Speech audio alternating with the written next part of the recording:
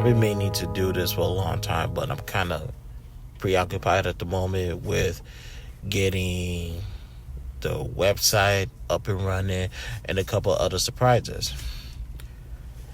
But what made me stop and really do this video was I saw Rolling Stone's top 100 greatest singers list, and needless to say, I almost threw the fuck up. One day I will do a list for R&B, but let's stick with rappers. I see a lot of these top 50 lists, and I hear everybody's criteria of the list.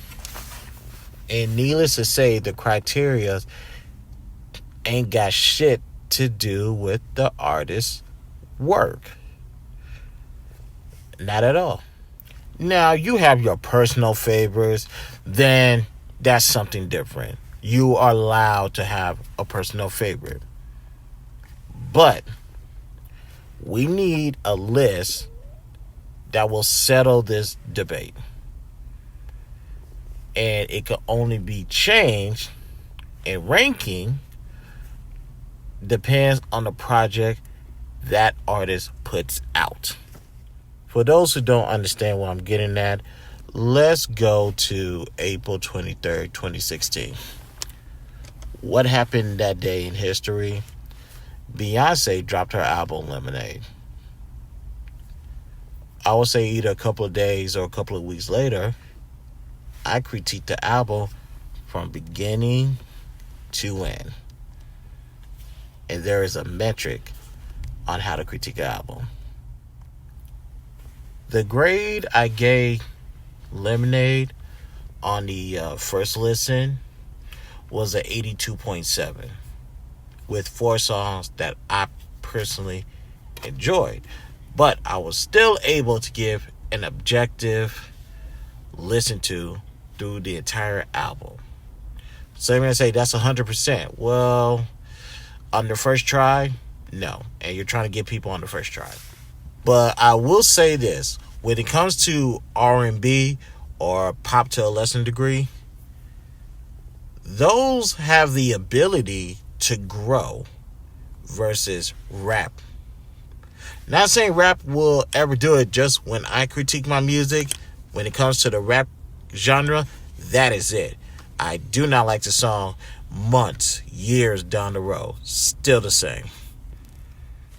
And also, not to mention, if there's a song that I don't like, but it has the lyrics, it has the delivery, it has the right production, it will still get a full credit. You know why? Because I'm objective.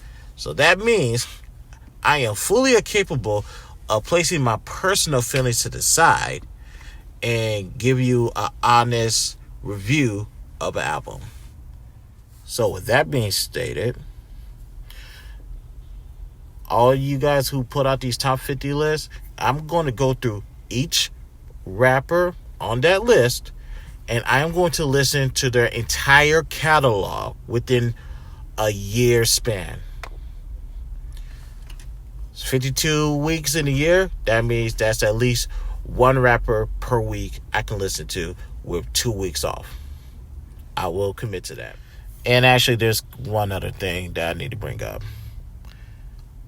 I'm only grading what counts the most, and that's the solo studio albums. I'm not grading no mixtape. I'm not grading no EP. I'm not grading no joint album, because I consider that you going to the gym and practicing to get ready for the regular season game, which is their studio album. I'm only critiquing studio albums. That's it. So, for those who are still lost, let me give you an example. Gucci Mane has done 101 projects. Out of the 101 projects he proclaims that he has done, 15 of those projects has been studio albums. I am only grading the studio albums. That is it. And one last thing. The minimum albums, studio albums, I believe you should have is at least 2. And that's being fair. 2 being the minimum, and you had to be alive when the two were released. Perfect example. Biggie came out with 2 albums when he was alive and 2 albums when he was dead. I'm only critiquing the albums when he was alive. And that should be the only stipulation on this list. So, a lot of people is going to be scratching their heads on this list. And I know coming up with 50 rappers is difficult. So let's start with that one particular list that got everybody in the uproar. I'm talking about the list where Joe Budden was number 3. So let's start with that list. I'll go through each of those rappers and properly place them where they need to be placed. And we'll see where we go from there. Once I do that list, let's see what rappers were not mentioned.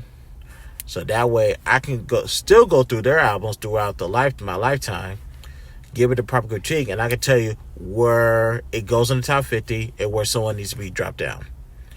That is the best and only way this should be done. Y'all wish me luck, because there's a lot of good music, but at the same time, there's a lot of trash-ass albums.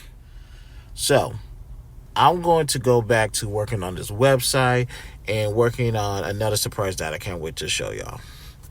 So, with that being said, I am Christopher J. Y'all wish me luck on this list. I'll talk to y'all later. Peace out.